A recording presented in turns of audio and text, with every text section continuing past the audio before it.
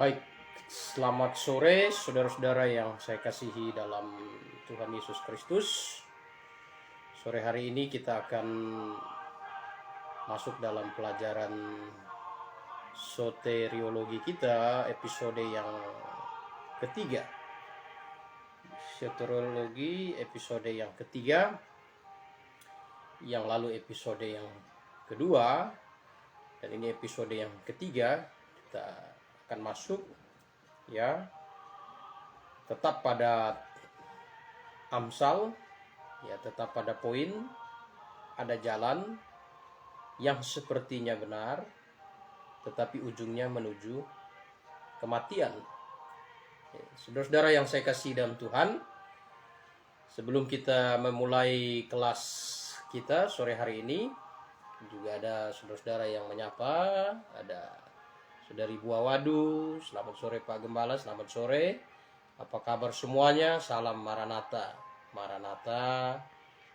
Ya, juga ada saudara-saudara yang lain. Baik, sebelum kita memulai kelas kita, mari kita tundukkan kepala. Ya, selamat sore semua, Bu Yane, selamat sore Ibu. Kita akan berdoa. Mari kita berdoa. Bapa di sorga, kami mengucap syukur kepadamu Tuhan atas pertolongan rahmat-Mu di dalam hidup kami.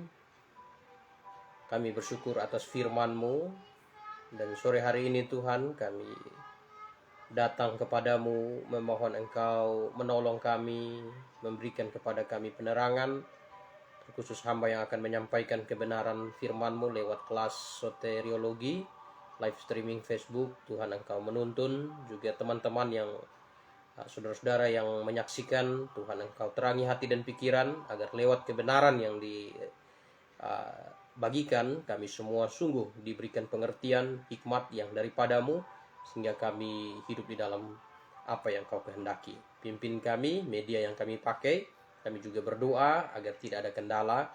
Ini doa harapan kami, dalam nama Tuhan Yesus kami berdoa, kami bersyukur kepadamu Tuhan. Amin.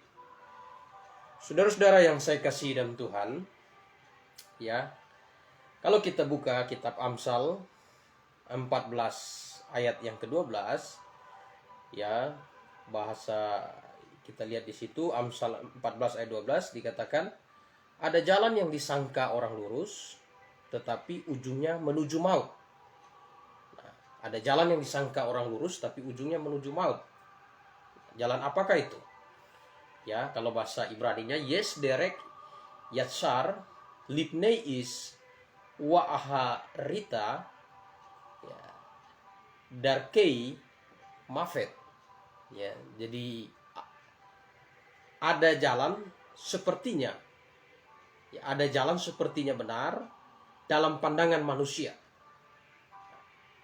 Namun ujung jalan itu menuju kematian.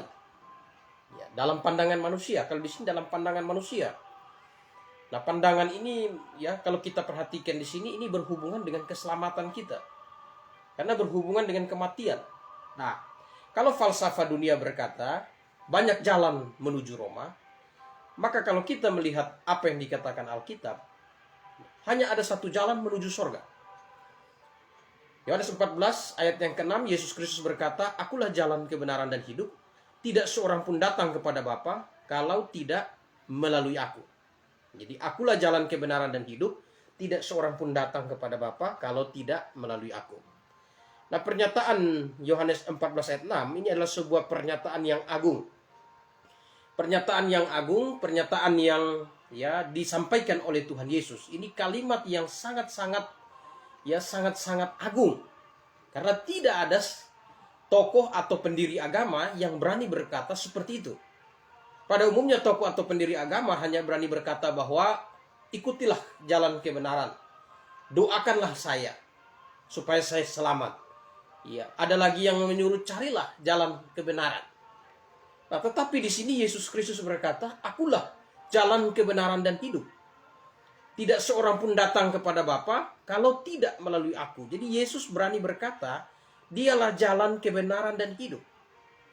Nah, tentu apa yang disampaikan oleh Yesus Kristus ini berkontradiksi dengan filosofi atau falsafah dunia. Banyak jalan menuju Roma, banyak jalan menuju sorga. Ya kalau kita lihat apa yang dikatakan Alkitab, hanya ada satu jalan menuju sorga, yaitu melalui Yesus Kristus. Nah, saudara-saudara yang saya kasih dalam Tuhan Yesus Kristus. Ya. Bagian ini juga memberikan satu penjelasan atau satu statement kepada kita, satu pernyataan kepada kita bahwa tidak ada jalan keselamatan di luar Yesus Kristus. Hanya ada jalan keselamatan di dalam Yesus Kristus. Yesus berkata, "Akulah jalan kebenaran dan hidup. Tidak seorang pun datang kepada Bapa kalau tidak melalui aku."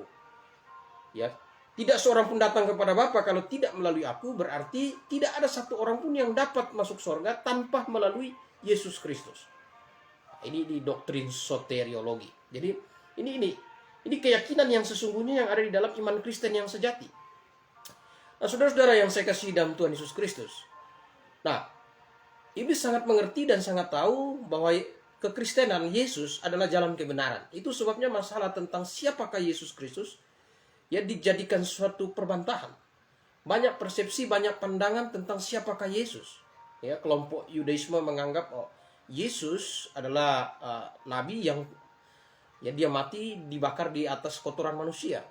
Sedangkan kelompok yang lain mengatakan Yesus itu adalah nabi yang disalib itu Yudas. Nah, tetapi di dalam iman Kristen justru menyatakan ya poin dari keselamatan itu ada di dalam penyaliban Yesus, di dalam kematian Yesus Kristus di atas kayu salib. Nah, saudara-saudara yang saya kasih dalam Tuhan, ada jalan yang disangka orang lurus, tetapi ujungnya menuju maut. Ya, nah bahasa Ibraninya yatsar itu sepertinya benar. Jadi ada jalan yang sepertinya benar. Nah, jalan yang sepertinya benar ini jalan yang seperti apa?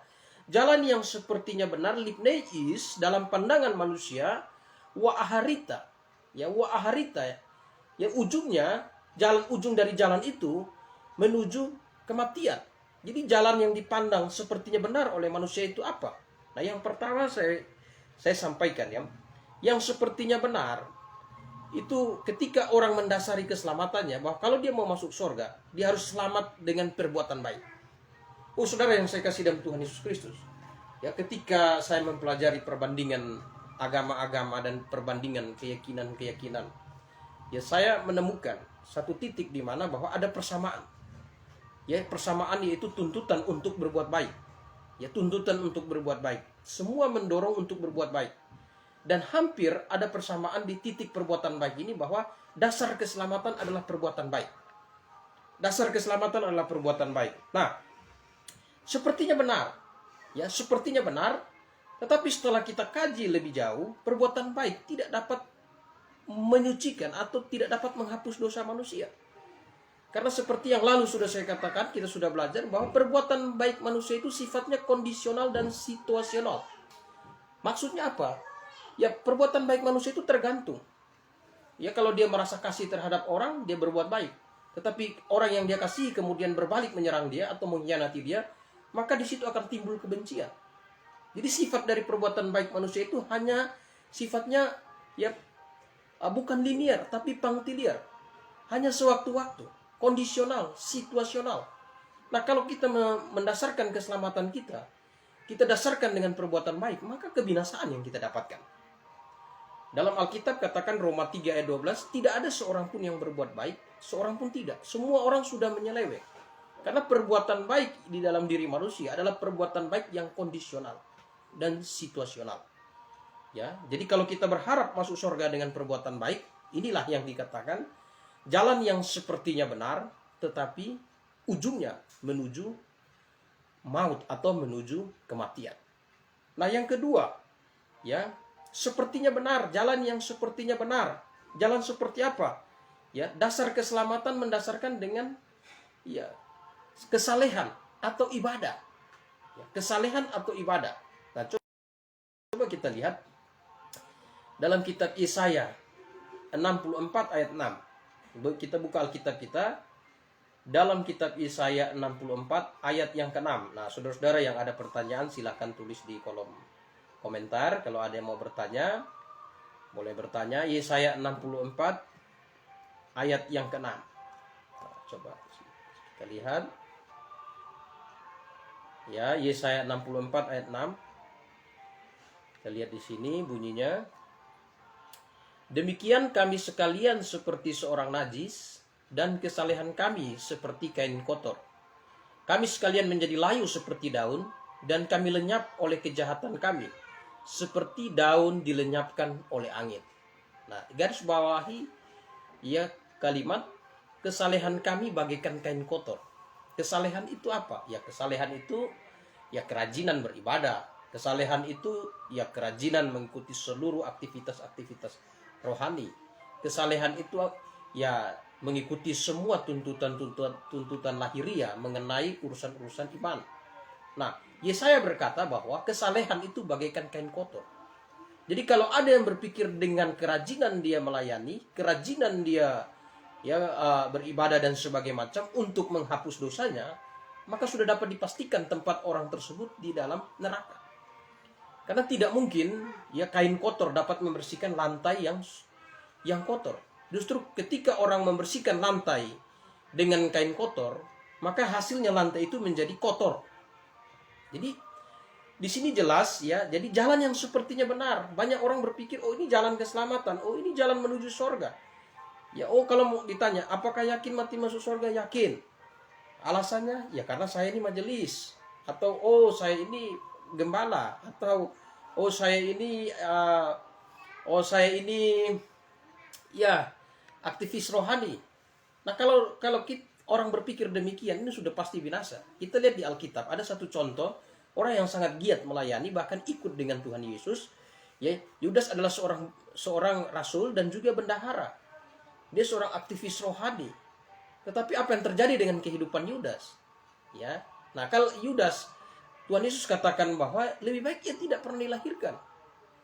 Ya, tindakan Yudas mengkhianati, menjual Tuhan Yesus, yang mengkhianati Tuhan Yesus katakan bahwa itu lebih baik dia tidak pernah dilahirkan. Jadi kalau syarat atau dasar keselamatan itu karena kerajinan, kesalehan, maka otomatis seharusnya Tuhan Yesus tidak perlu berkata demikian untuk menetapkan kematian Yudas, untuk menetapkan kemana tempat Yudas di kekekalan. Ya, tapi karena dasar keselamatan bukan kesalehan, ya, karena kesalehan manusia itu bagaikan kain kotor, maka Yudas tidak dapat menyelesaikan dosanya dengan status dia sebagai rasul. Tidak dapat menyelesaikan dosanya dengan kesalehan dia. Bahkan dia rajin kan, dia ikut Tuhan, bendahara lagi. Ya, kalau di organisasi itu, kalau orang jabatan bendahara berarti termasuk salah satu orang yang penting, ya, karena bendahara adalah orang yang dipercaya. Ya, jadi orang yang penting.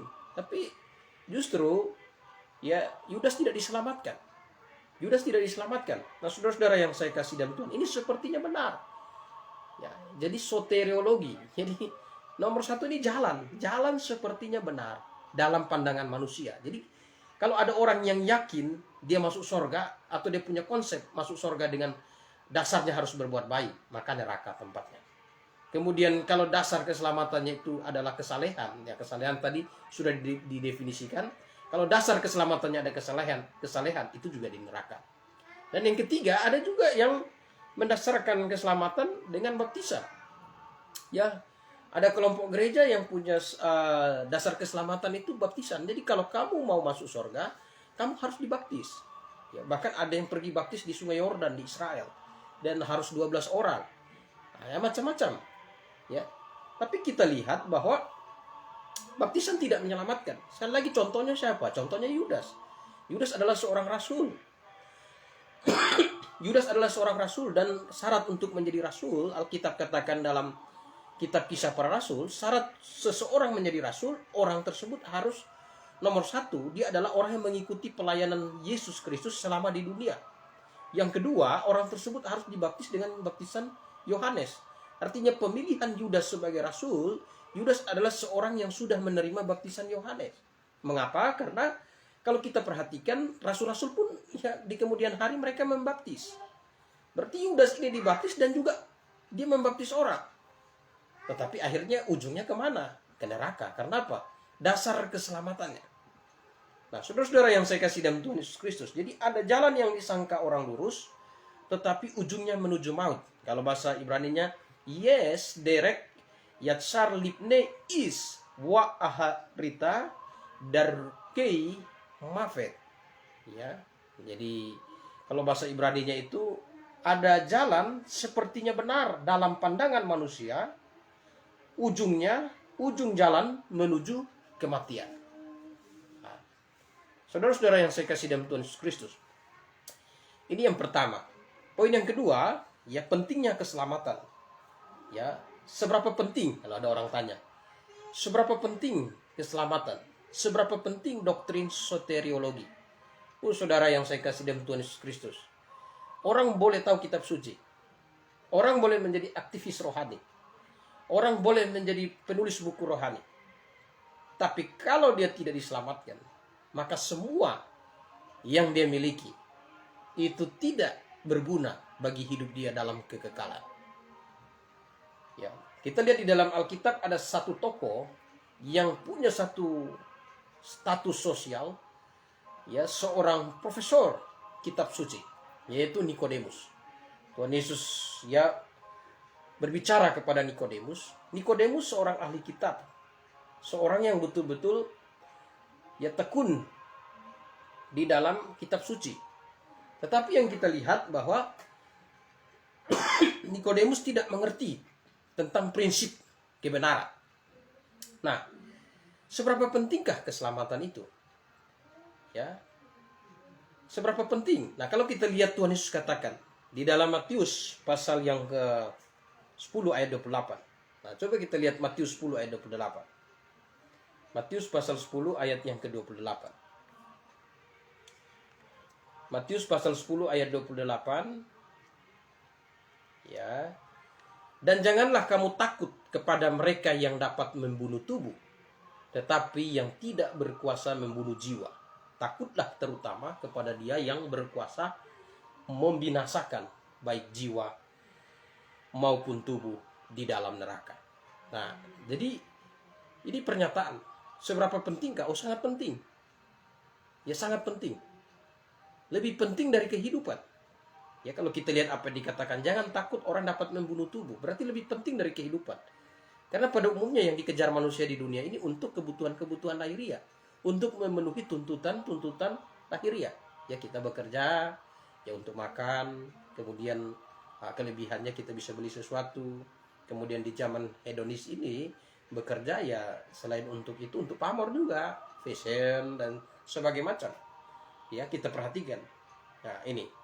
Ya, kemudian ada yang bekerja untuk perawatan. Ya, operasi kiri kanan segala macam.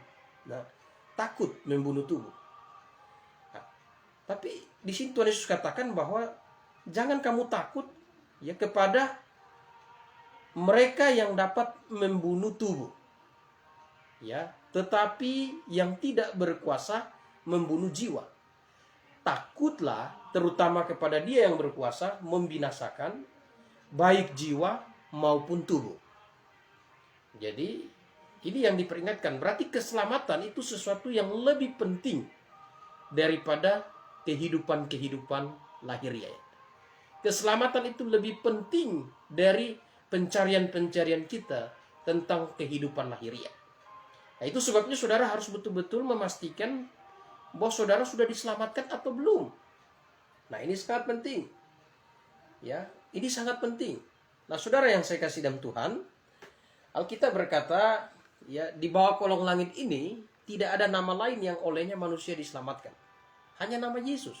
Berarti jalan keselamatan itu adalah sebuah jalan yang sempit. Ya, sebuah jalan yang sempit dan hanya satu jalan. Ya, kalau falsafah dunia banyak jalan menuju Roma, tetapi falsafah untuk sampai kepada titik keselamatan hanya ada satu jalan, dan jalan yang ditempuh itu adalah jalan yang sempit.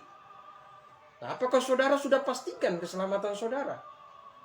Ya, ini yang paling penting. Karena Tuhan Yesus katakan bahwa keselamatan itu lebih penting daripada kehidupan lahiriah kita. Keselamatan itu lebih penting dari hal-hal yang sifatnya duniawi. Ya, memang yang duniawi juga kita butuh. Tetapi yang prioritas, orang harus betul-betul memastikan keselamatannya. Nah, saudara-saudara yang saya kasihi dalam Tuhan Yesus Kristus. Ya. Tapi Alkitab katakan hanya sedikit orang yang diselamatkan. Ya, kalau kita lihat Matius 7, coba kita lihat Matius pasal 7. Suaranya putus-putus Pak Gembala. Wah, ini masalah teknis ya. Oke. Ya. Matius 7 kita lihat ayat 13 dan 14. Masuklah melalui pintu yang sesak itu, karena lebarlah pintu dan luaslah jalan menuju kebinasaan, dan banyak orang yang masuk melaluinya. Banyak orang masuk melaluinya. Jadi masuklah melalui pintu yang sesak itu, karena lebarlah pintu dan luaslah jalan yang menuju kebinasaan, dan banyak orang yang masuk melaluinya. Jadi masuk melalui jalan kebinasaan itu banyak. Ya, ternyata jalan menuju kebinasaan itu banyak. Dan jalan menuju kebinasaan ini, kata Amsal tadi bilang, ya ya, orang menganggapnya sepertinya benar. Jalan yang sepertinya benar. Jadi mereka pikir, oh ini jalannya sepertinya benar. Oh kan kita rajin ibadah, pasti masuk surga. Oh saya rajin berbuat baik, masuk surga. Oh saya kan anggota gereja sudah dibaptis, ya saya pasti masuk surga. Nah ini jalan-jalan yang seperti ini sepertinya benar, tapi sekarang ada di jalan yang lebar. Nah, karena sesaklah pintu dan sempitlah jalan menuju kehidupan, dan sedikit orang yang mendapatinya. Ya, jadi jalan untuk masuk surga itu harus didapati. Sedikit orang yang mendapatinya. Berarti orang yang tidak bersungguh-sungguh mencari dan menemukan, dia tidak akan dapat. Nah, itu saudara yang saya kasih dalam Tuhan. Jadi jangan berpikir bahwa, nah tergantunglah. Saya masuk surga ini tergantung. Belum tentu Pak Dance yang ngomong itu akan masuk surga. Saya ini ya jangan sampai saya masuk surga. Oh tidak. Alkitab katakan kalau tidak menemukan jalan yang sempit itu, tidak menemukan jalan kebenaran itu, tidak akan masuk surga. Jadi diminta di sini sebuah upaya. Ya. Makanya sulit orang diselamatkan. Alkitab katakan sulit orang diselamatkan. Sulit diselamatkan. Nah, saudara yang saya kasih dalam Tuhan Yesus Kristus, kita lihat ya. Semua kalau kita perhatikan ya, agama-agama di dunia, keyakinan-keyakinan di dunia, semua ya konsep keselamatannya hampir sama. Samanya di mana? Ya kalau mau menyucikan dosa, mau hapus dosa, harus dengan perbuatan baik. Mau hapus dosa dengan amal dan ibadah dan kesalehan. Nah ini sama, jalannya lebar. Tetapi hanya di dalam Yesus Kristus yang dikatakan kalau mau masuk surga harus lahir baru. Dan lahir baru itu syaratnya apa? Nah, syarat orang lahir baru itu bukan karena dia harus berbuat baik. Berbuat baik lalu dia lahir baru. Tidak. Syarat lahir baru itu bukan karena dia harus punya kesalehan. Kalau dia saleh, dia akan lahir baru. Tidak. Ya, tidak. Nah, kalau kita lihat dalam Titus, coba kita lihat. Ya, Titus 3 ayat yang kelima. Ya, Titus pasal 3 ayat yang kelima. Coba kita buka Alkitab kita, Titus 3:5, dikatakan, pada waktu itu, dia telah menyelamatkan kita, bukan karena perbuatan baik yang telah kita lakukan, tetapi karena rahmat-Nya, oleh permandian kelahiran kembali, dan oleh pembaharuan yang dikerjakan oleh Roh Kudus. Jadi Titus 3 ayat 5 ini memberikan penjelasan kepada kita bahwa Allah menyelamatkan kita bukan karena perbuatan baik yang telah kita lakukan. Mungkin ada yang protes, oh Pak Dance tidak begitu. Ya kalau tidak dengan perbuatan baik, dengan apa dong? Nah ini Alkitab katakan begitu. Ya, mengapa? Bukan dengan perbuatan baik. Karena tadi sudah saya katakan bahwa perbuatan baik manusia itu sifatnya kondisional, situasional. Hanya terjadi dalam waktu momen-momen yang sesaat. Ya sesaat ya kalau orang baik dan dia baik. Kalau orang tidak baik, nah dia bisa, kalau orang mengkhianati dia bisa marah. Ya orang berbuat jahat dengan dia juga pasti ya dagingnya akan memberontak. Jadi kalau dasarnya untuk menyucikan dosa dengan perbuatan baik, waduh bahaya. Ya kemudian ya tetapi karena rahmat-Nya, jadi diselamatkan karena rahmat Tuhan. Karena rahmat Tuhan. Saudara yang saya kasih dalam Tuhan, ya waktu Tuhan Yesus disalib, ada dua penjahat di sisinya. salah satu penjahat mengejek Tuhan Yesus dan salah satu menerima Yesus sebagai juru selamat. Dikatakan kepada Tuhan Yesus, Yesus, ingatlah aku ketika engkau datang sebagai raja. Tuhan Yesus berkata kepadanya, hari ini engkau bersama aku masuk ke Firdaus.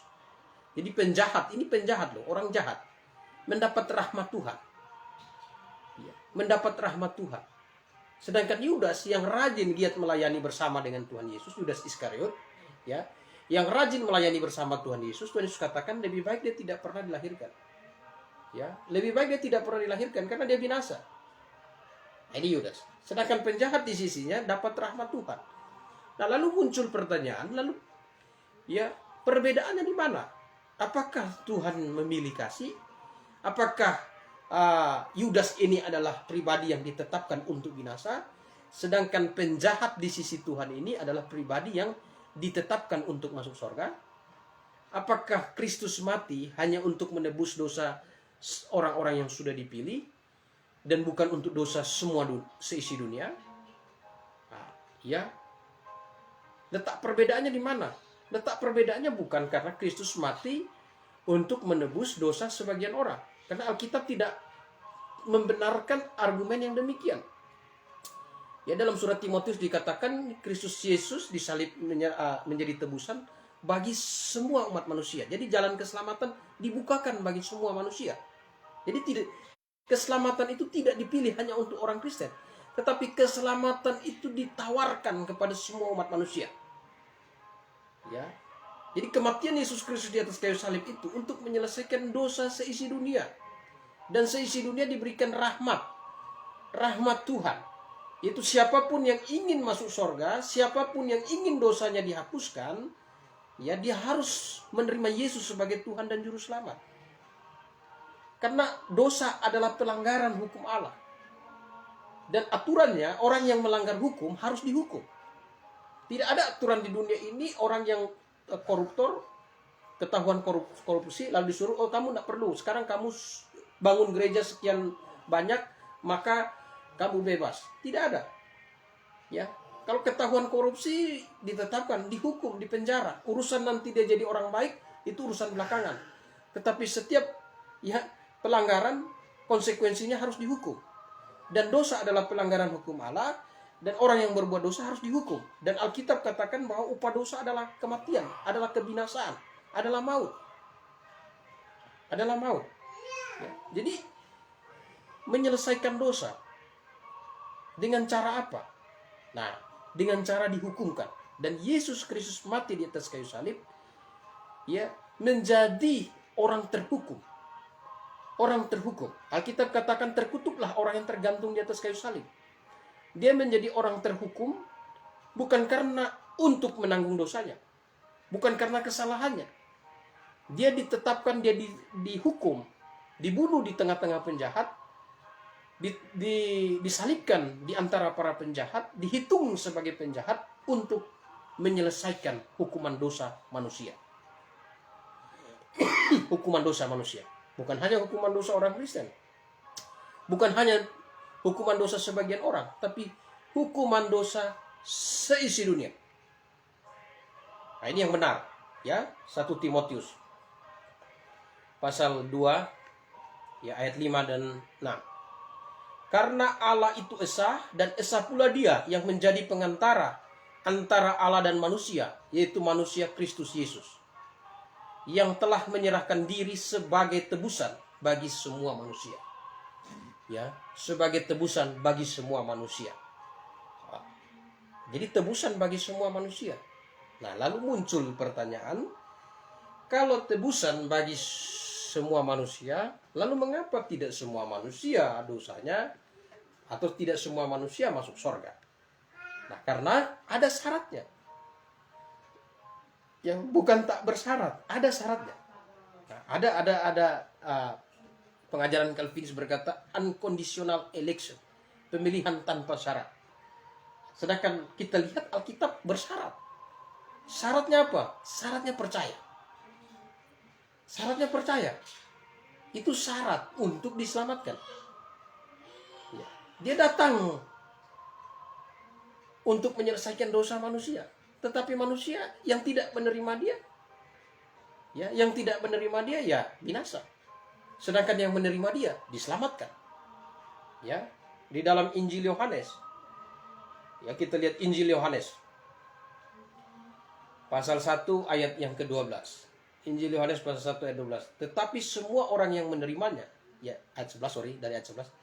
Ia datang kepada milik kepunyaannya, tetapi orang-orang kepunyaannya tidak menerimanya. Dia datang kepada umat kepunyaannya, tetapi orang-orang kepunyaan tidak menerimanya. Jadi dia kasih anugerah, tapi orang-orang kepunyaannya tidak menerimanya. Menolak anugerah. Nah, ya, menolak anugerah.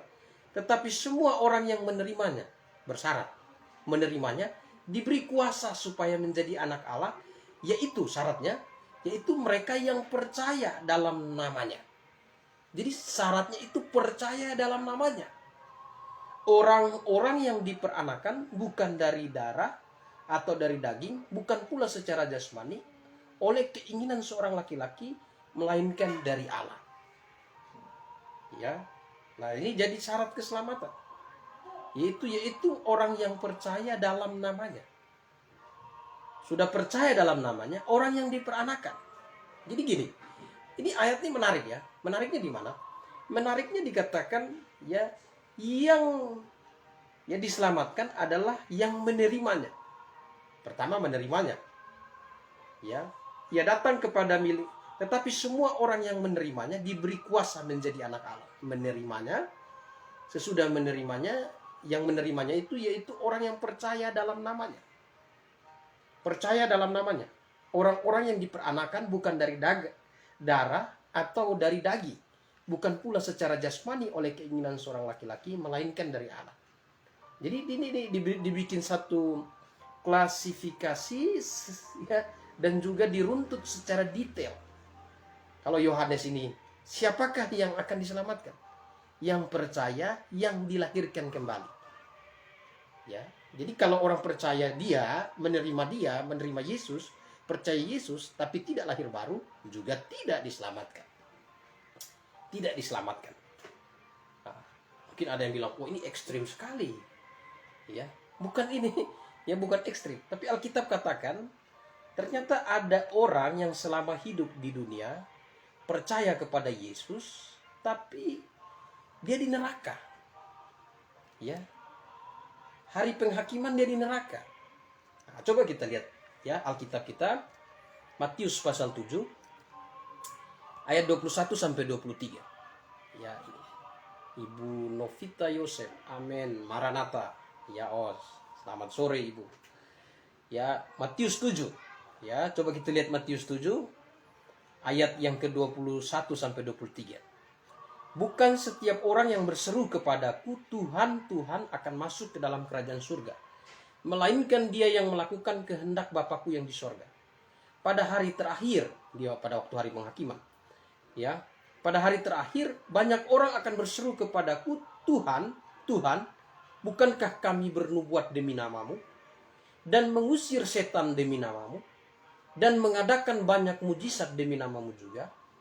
Pada waktu itu aku akan berterus terang kepada mereka dan berkata, aku tidak pernah mengenal kamu, jauhlah daripadaku kamu sekalian pembuat kejahatan. Nah ini ya kita lihat di sini ya, orang yang percaya Yesus juga ada yang masuk neraka karena percaya Yesus yang salah, percaya Yesus yang lain. Nah, mereka ini percaya Yesus yang lain, bukan percaya Yesus yang menjadi juru selamat. Mereka percaya Yesus tapi bukan orang-orang lahir baru. Karena yang percaya Yesus yang lahir baru adalah yang melakukan kehendak Bapa di sorga. Makanya ayat 21 dikatakan, bukan setiap orang yang berseru kepadaku, Tuhan, Tuhan, akan masuk ke dalam kerajaan surga, melainkan dia yang melakukan kehendak Bapakku yang di sorga. Melainkan dia yang melakukan kehendak Bapakku yang di sorga. Siapa itu? Ya orang lahir baru. Jadi percaya Yesus, maka Yohanes bilang, ya yang menerimanya diberi kuasa menjadi anak Allah, yaitu mereka yang percaya dalam namanya. Yaitu orang-orang yang diperanakan bukan dari darah dan daging, tetapi dari Allah. Nah ya, itu sebabnya di dalam Alkitab dikatakan ada Yesus yang lain, ada Injil yang lain, ada roh yang lain. Ini bisa dilihat di dalam 2 Korintus 11 ayat 3 dan 4. Ada Yesus yang lain, ada Injil yang lain, dan ada roh yang lain. Nah ini, jadi kita perhatikan di sini bahwa keselamatan ini penting bagi kita, ya, penting bagi kita. Saudara-saudara yang saya kasih dalam Tuhan, saudara-saudara harus memastikan, ya, memastikan apakah saudara betul-betul sudah diselamatkan. Nah, Titus 3 ayat yang kelima tadi katakan, pada waktu Dia telah menyelamatkan kita, bukan karena perbuatan baik yang telah kita lakukan, tetapi oleh karena rahmat Allah. Nah, jadi yang perlu dikejar di dalam hidup ini ialah rahmat Allah. Rahmat Allah. Saudara harus betul-betul memperoleh atau memiliki rahmat Allah di dalam hidup saudara. Kalau saudara memperoleh rahmat Allah dalam hidup saudara, maka saudara, ya, diselamatkan. Ya, makanya ketika Tuhan Yesus bercakap-cakap dengan Nikodemus dalam Yohanes pasal 3. Nah, coba kita lihat Yohanes pasal 3, ada seorang Farisi yang bernama Nikodemus, seorang pemimpin agama Yahudi. Ia datang pada waktu malam kepada Yesus dan berkata, "Rabi, kami tahu bahwa engkau datang sebagai guru yang diutus Allah. Ya, sebab tidak ada seorang pun yang dapat mengadakan tanda-tanda yang engkau adakan itu, jika Allah tidak menyertainya." Nah, ayat 3 ini penting sekali.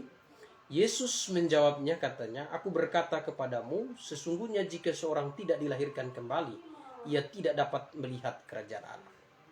Jadi kalau tidak lahir baru, tidak dapat melihat kerajaan Allah. Kata Nikodemus kepadanya, "Bagaimana mungkin seorang dilahirkan kembali ke dalam rahim ibunya dan dilahirkan lagi?" Jawab Yesus, "Aku berkata kepadamu, sesungguhnya jika seorang tidak dilahirkan dari air dan roh, ia tidak dapat masuk ke dalam kerajaan Allah." Ya, apa yang dilahirkan dari daging adalah daging, dan apa yang dilahirkan dari roh adalah roh. Jangan engkau heran, karena aku berkata kepadamu, kamu harus dilahirkan kembali. Ya, angin bertiup kemana ia mau, dan engkau mendengar bunyinya, tetapi engkau tidak tahu dari mana ia datang atau kemana ia pergi. Demikian halnya dengan tiap-tiap orang yang lahir dari roh. Nikodemus menjawab, katanya, "Bagaimana mungkin hal itu terjadi?" Jawab Yesus, "Ya, engkau adalah pengajar Israel dan engkau tidak mengerti hal-hal itu." Pengajar Israel, berarti Tuhan Yesus, ya, katakan ini Nikodemus ini seorang pengajar Israel, pengajar, ahli kitab, orang Farisi, ya, ekstremis, fundamentalis, ya, ekstremis, fundamentalis, pengajar Israel, tapi tidak mengerti prinsip yang paling dasar, keselamatan. Ya, jadi ini juga satu contoh bagi kita semua, bahwa keselamatan itu tidak memandang status sosial, tidak memandang siapa saudara. Ya, bukan karena saudara seorang ahli kitab, bukan karena saudara seorang aktivis rohani, bukan karena saudara seorang majelis, bukan karena saudara orang terpandang dalam gereja dan sebagainya macam, tetapi yang diselamatkan adalah orang yang memperoleh rahmat Tuhan. Dan rahmat Tuhan diperoleh melalui apa? Air dan roh. Ya, rahmat Tuhan diperoleh melalui air dan roh. Mungkin ada yang bingung, tadi katakan baptis tidak menyelamatkan, sekarang air dan roh. Nah, air dan roh itu dijelaskan dalam Efesus 1 ayat 13. "Di dalam Dia kamu juga ketika kamu mendengar firman kebenaran, yaitu Injil keselamatan, di dalam Dia kamu juga ketika kamu percaya dimeteraikan dengan Roh Kudus yang dijanjikannya itu." Jadi air dan roh itu Injil dan Roh Kudus. Ya, jadi Injil itu percaya kepada Yesus.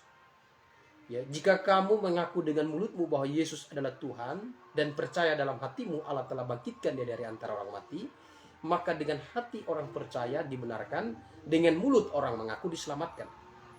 Nah, ini, ya, ini pintu masuk menuju lahir baru. Tetapi tentu Tuhan yang menilai hati. Ya, Tuhan yang menilai ucapan yang keluar dari bibir. Ini lip service atau sesuatu ucapan yang betul-betul lahir dari hati. Nah, ini hatinya sudah beres belum nih?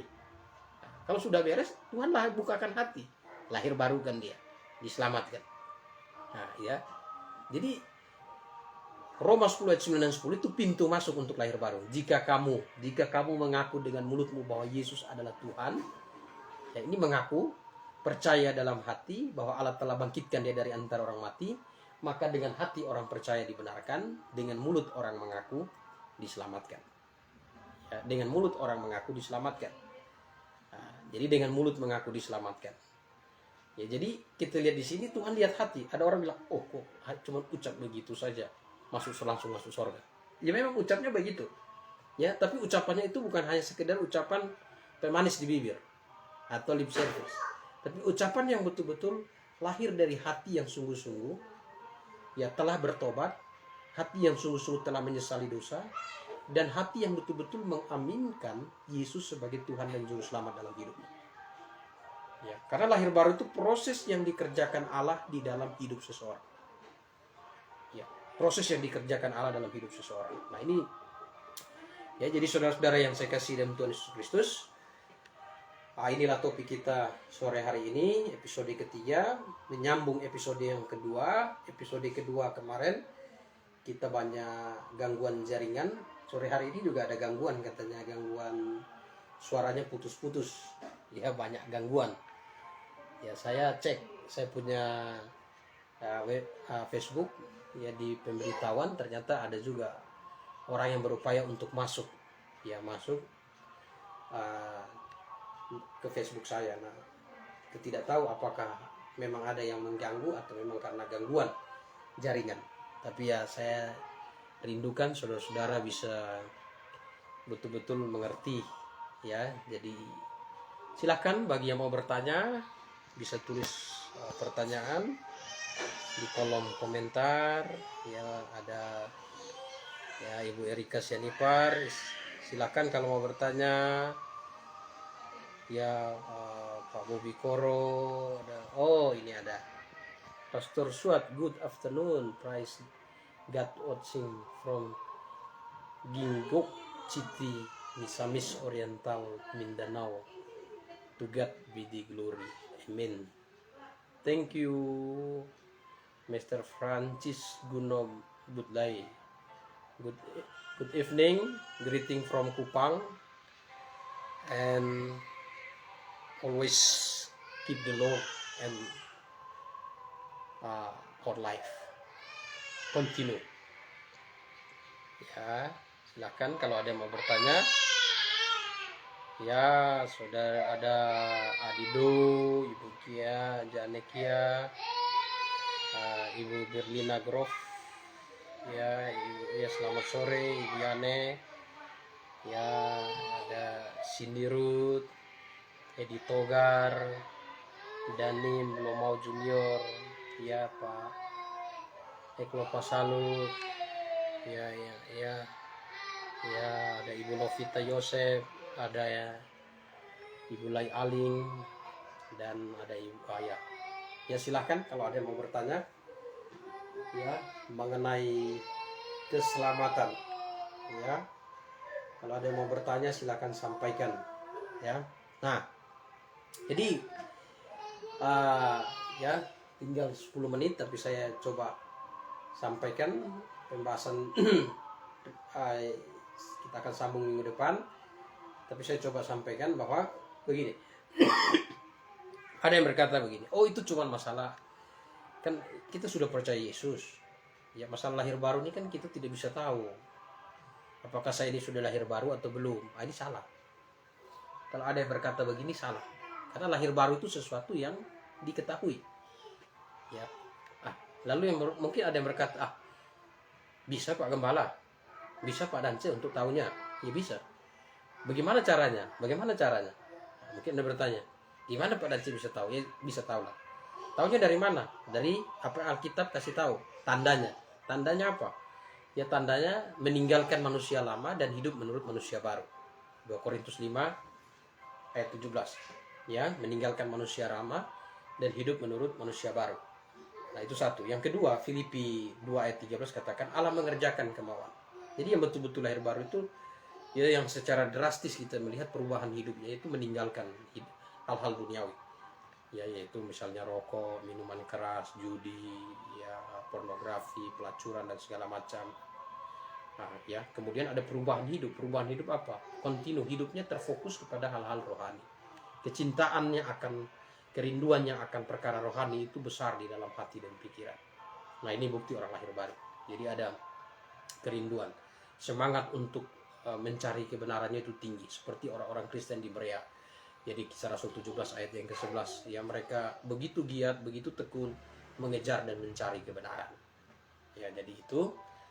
Kalau tidak ada yang bertanya, kita akan akhiri kelas kita pada sore hari ini.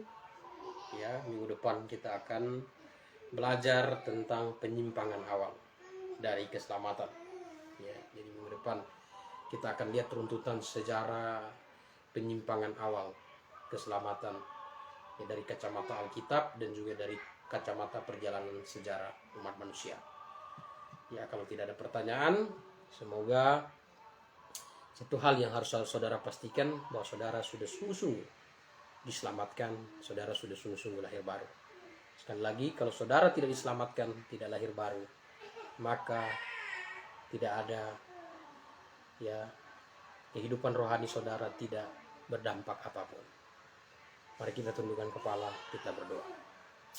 Bapa di sorga, kami mengucap syukur padamu Tuhan atas kasih kemurahan-Mu. Kami bersyukur ada firman-Mu yang menuntun kami, sehingga kami dapat diberikan pengertian akan kebenaran-Mu. Kami mengucap syukur untuk waktu yang Engkau berikan, berdoa untuk saudara-saudara yang mendengarkan. Tuhan, Engkau pimpin kami semua. Ini doa harapan kami. Engkau pimpin, minggu depan kami bertemu kembali. Di dalam nama Tuhan Yesus, Juru Selamat kami yang hidup, kami berdoa, kami bersyukur kepadamu Tuhan. Amin.